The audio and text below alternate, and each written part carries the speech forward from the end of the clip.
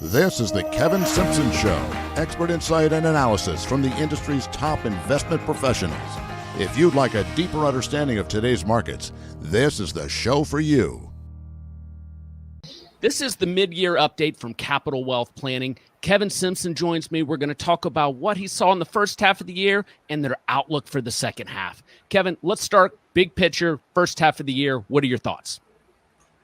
Well, what a surprise, Jay. I mean, if you would have asked me in the beginning of the year, which you did, what my full year prediction was, I think I was saying, gosh, if we get a 10 or 11% total return on the S&P 500 for 2021, what a win on the heels of 2020. And here through the first half, we've already achieved that. It's a wonderful surprise to see markets higher, but at the same time, things tend to get a little frothy if you go straight up. And as we've talked so often, stocks don't go straight up forever.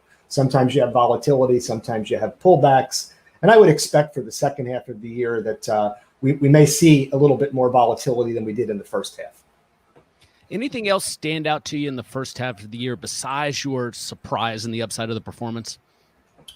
Well, I think the fact that we're reopening as quickly as we are is a positive. We're going to see corporate earnings come in here for the second quarter at levels that we've never seen before. I mean, it's highly likely that corporations are going to post numbers 60 to 70% higher year over year from last year. Now, granted, you're going from an economy that was completely shut down to one that's reopening with vigor, and that's a wonderful thing.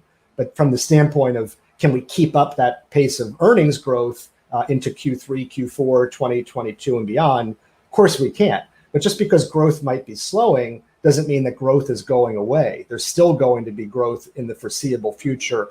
And we're getting teased with that right now with corporate earnings. We know the numbers are going to blow it out of the water. What we're listening for is what are the projections moving forward? And so far, so good. All right. Before we move on to the second half of the year, as you look back on the first half, we've talked about what surprised you. What are your thoughts around the Fed's actions or lack of actions this year? Well, we have a dovish Fed, and they prove it each and every meeting and each and every day. And I think that's the right course of action. If you think about how much money we've put into this economy through stimulus and potentially through infrastructure, it's very, very important from the standpoint of thinking through how do we pay for it? How do we pay for all of this? And how do we service that debt? If interest rates get too hot, too fast, too high, it becomes very, very problematic because the truth of, at the core level, the truth is we can't afford it. But if interest rates are close to zero, we can get through this. And I think the Fed's taken the right action. Now, the problem is you've got this higher growth rate in terms of the inflation level. We're seeing more inflation. Well, we're seeing more inflation because we're going from an economy that is shut down to one that's reopened. So inflation isn't a bad thing. Too much inflation, too hot for too long, that's problematic. High interest rates are problematic. But inflation shouldn't be as scary as maybe we're kind of overrating it.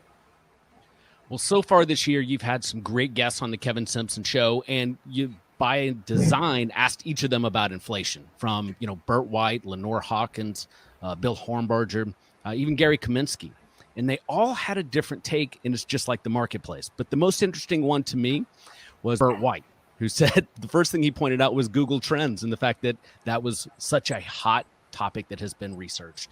And you have to wonder what that means as we look forward to the rest of the year. So let's use that as the pivot. What do you see as we go through the second half of this year? I mean, we've had some really smart guests on. I mean, it's surprising that we can get that kind of brain power between you and I. I think the second half of the year is going to be a situation with heightened volatility. We're not going to have just another straight up surging bull market. The nice thing, the fun thing about that from the portfolio that we run is that the covered call component kicks in when volatility is higher. So we're able to implement our covered call strategy, which is very tactical, but it becomes more active when there's greater volatility. When we see the VIX increasing, it means our premiums are going to be more robust. And that's a good thing from the standpoint of the cash flow component that we are looking to write more covered calls in a period of higher volatility. I still think the stock market has a highly likely, strong chance of ending the year higher than it is now. But I think we're going to see pullbacks along the way. We haven't seen a 5, 10, or 15% correction in 2021. As we're filming this right now, we've seen some weakness in the market, but it's still not a 5, 10, or 15% drop. And those types of drops are healthy in a long, sustained cyclical bull market. So I would say that our theme, Jay, for the second half of the year at Capital Wealth Planning is that we are cautiously bullish. Awesome. To learn more about Capital Wealth Planning, their SMAs and ETF, please visit capitalwealthplanning.com. That is capitalwealthplanning.com. Thanks, Kevin. Thanks, Jay.